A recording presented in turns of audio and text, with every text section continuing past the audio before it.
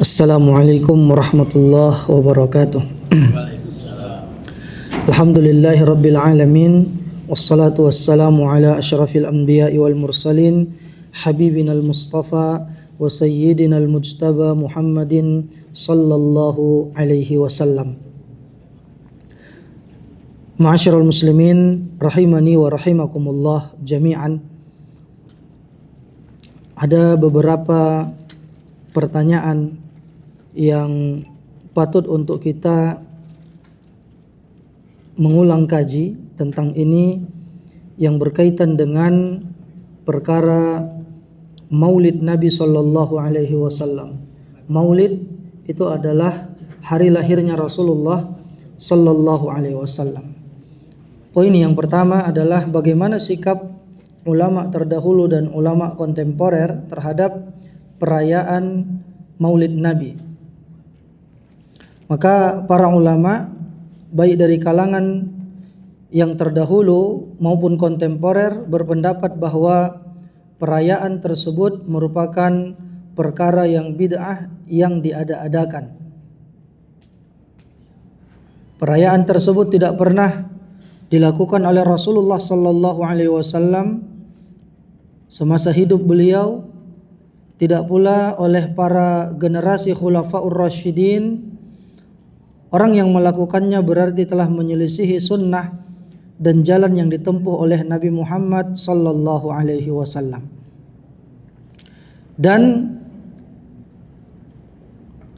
apakah perayaan Maulid Nabi dikenal pada zaman Rasulullah atau pada masa khulafaur rasyidin? Jawabannya tidak. Jadi tidak ada perayaan tersebut pada zaman Rasulullah dan generasi terbaik umat ini. Perayaan tersebut sama sekali tidak dikenal pada masa itu, karena tidak pernah dilakukan oleh Rasulullah, para khulafaur rasyidin ridwanullahi alaihim, para sahabat maupun generasi tabi'in. Jadi generasi sahabat itu kan di 100 tahun Hijriah pertama, abad pertama. Itulah generasi para sahabat. Mereka inilah radhiyallahu anhum ajma'in yang sempat mengambil ilmu kepada Rasulullah, hidup di zaman Nabi dan wafat dalam keadaan mukmin. Jadi tahun 100 Hijriah ke bawah. Kemudian dilanjutkan setelah itu namanya generasi tabi'in. Tabi'in ini adalah man laqiyas sahabah wa mu'minan bihi wa mata ala dzalik. Jadi tabi'in orang yang mengikuti, itu artinya. Ini generasi yang bertemu dengan sahabat-sahabat Rasulullah, beriman terhadap Islam dan wafat dalam keadaan mukmin. Berarti itu abad kedua, 200 Hijriah sampai rentang 100 Hijriah. Itu generasi namanya tabi'in. Dan pada masa itu juga tidak pernah ada dirayakan yang namanya Maulid Nabi. Siapa mereka itu? Di antara generasi-generasi tabi'in, Imam Abu Hanifah, ya, gurunya Imam Malik, gurunya ulama-ulama madhab.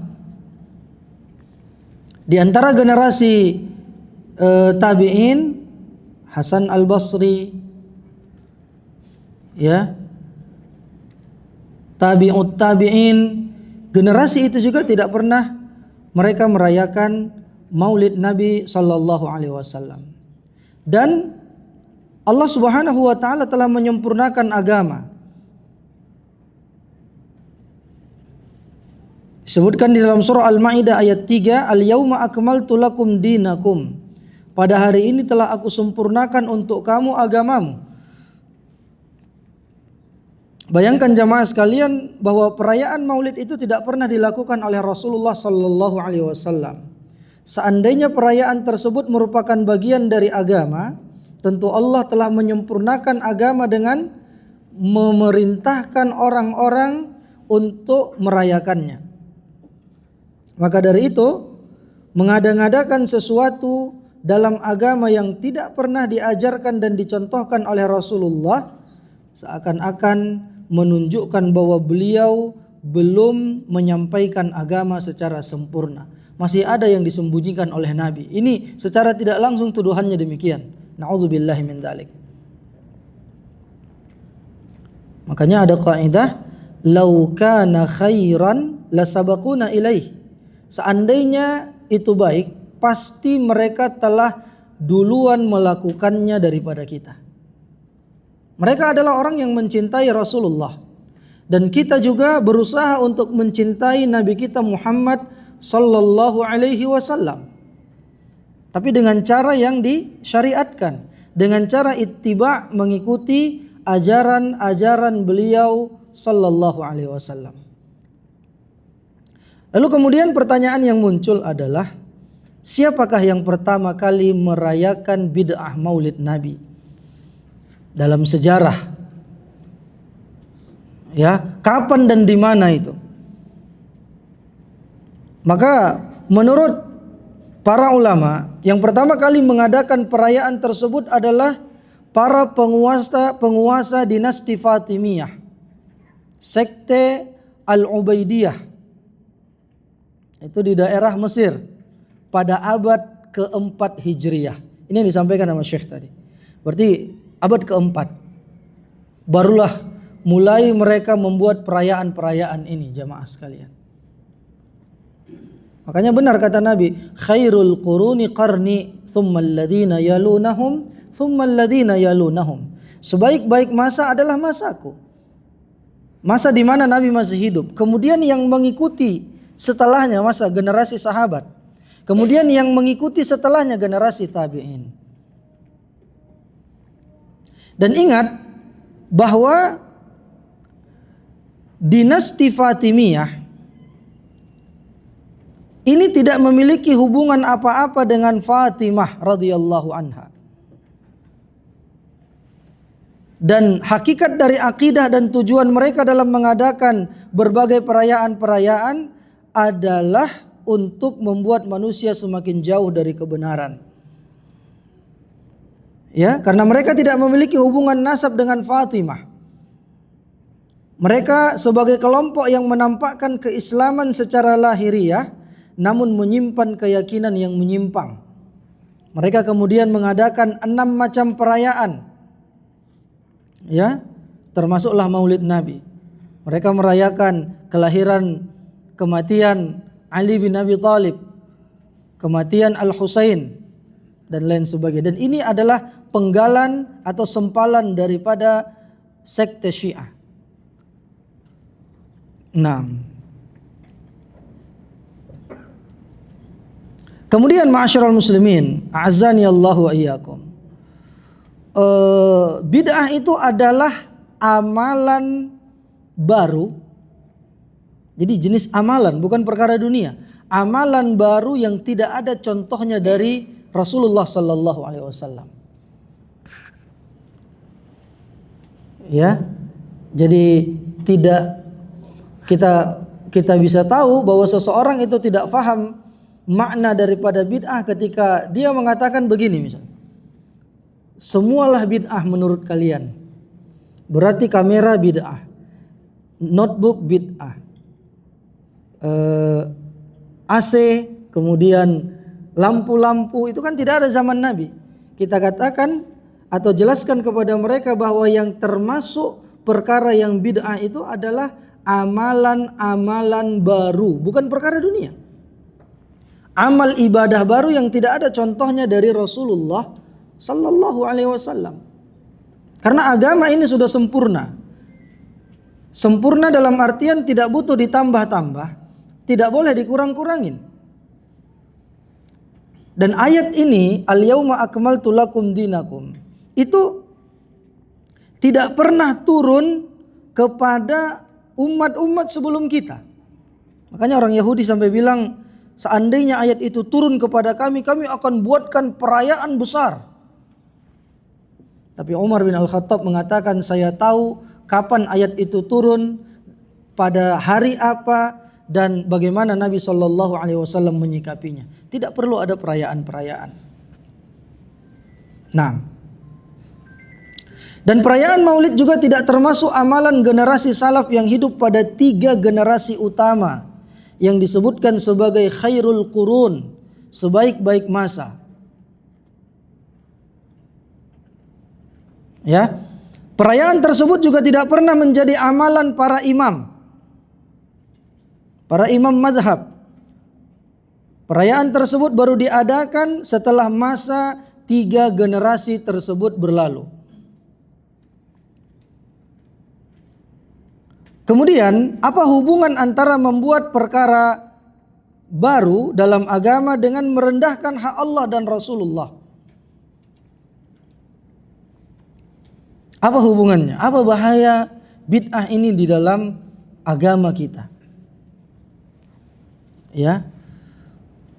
Di antara bahayanya jamaah sekalian, secara tidak langsung berarti orang menganggap ada bagian dari syariat ini yang disembunyikan oleh Rasulullah sehingga tidak diamalkan oleh generasi terbaik. Masih ada amalan baik yang tidak diamalkan Nabi, kemudian generasi belakangan baru tahu, baru mereka mengamalkannya. Makanya di antara sebuah asar disebutkan, barang siapa yang menganggap ada yang baik dari perkara bid'ah ini, dia telah menganggap Nabi Muhammad khianat terhadap syariat, khianat terhadap, tidak amanah terhadap risalah kenabian. Berarti masih ada yang disembunyikan, berarti belum sempurna.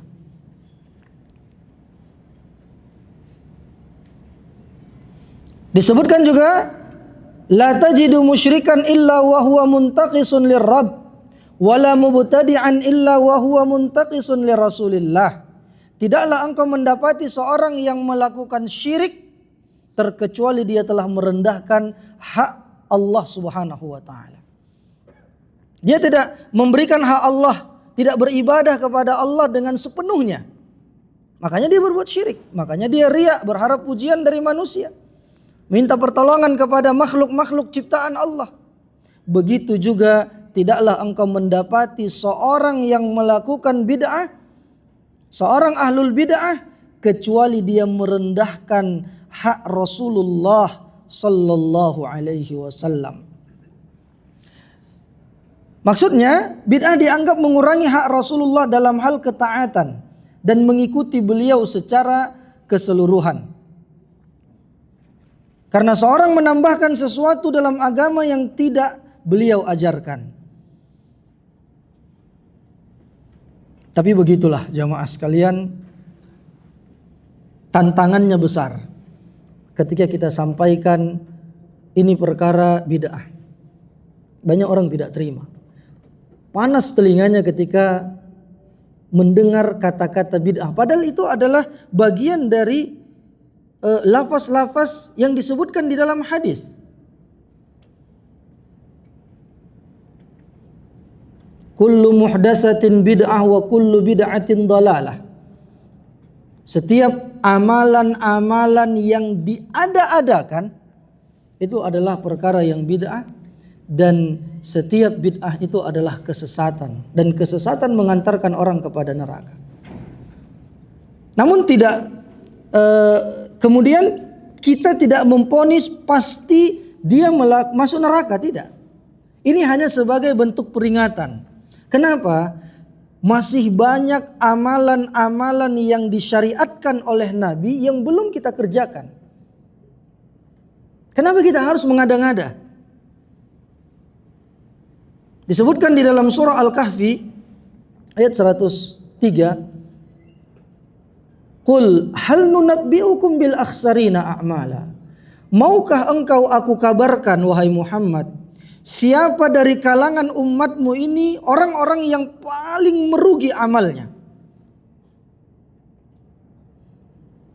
Alladzina dhalla sa'yuhum fil hayatid dunya wa hum yahsabuna annahum yuhsinuna sun'a.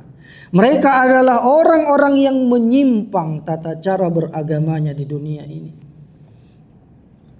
Tapi mereka menganggap apa yang mereka buat adalah amalan-amalan baik.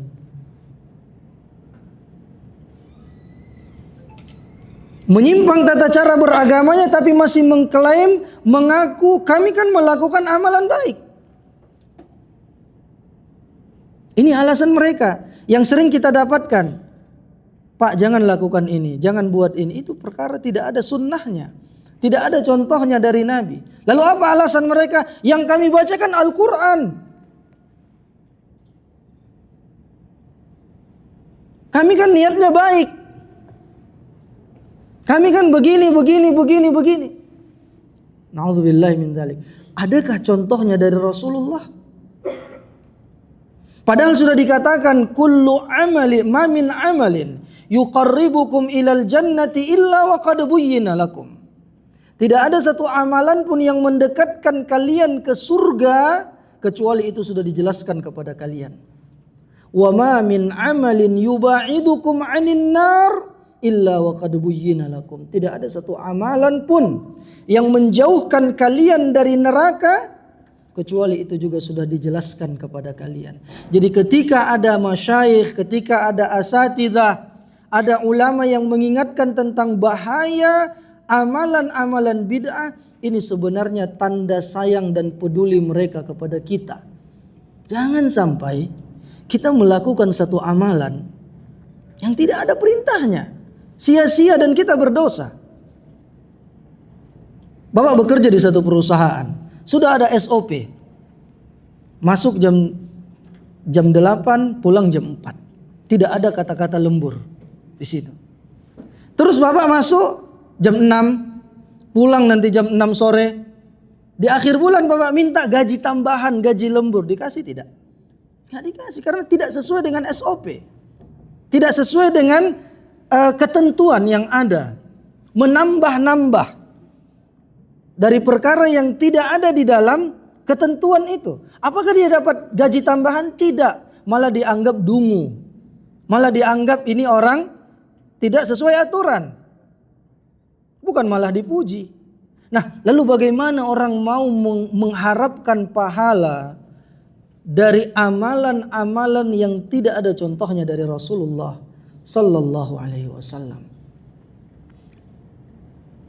Jadi bukan kita juga sedang mencela teman-teman orang-orang yang melakukan itu. Tidak, kita kasihan kepada mereka, habis waktunya, habis uangnya, habis tenaganya. Tapi ternyata dia tidak mendapatkan apa-apa kecuali haba'am mansura, seperti debu yang berterbangan. Yang baru-barusan ini lagi, ada katanya sebuah goa di Tasikmalaya katanya, yang bisa tembus ke Mekah. Ini tutup travel umroh gara-gara ini nanti. Coba. Dan itu pun ada peminatnya. Di dalam tuh ada air menetes, katanya ini salurannya dari air Zam-Zam. Cobalah.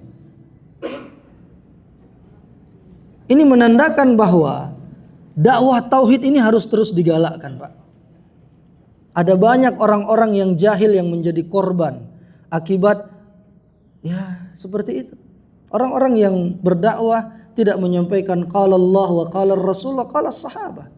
Hanya memperturutkan dan mengedepankan hawa nafsunya. Na'udzubillahi min dzalik.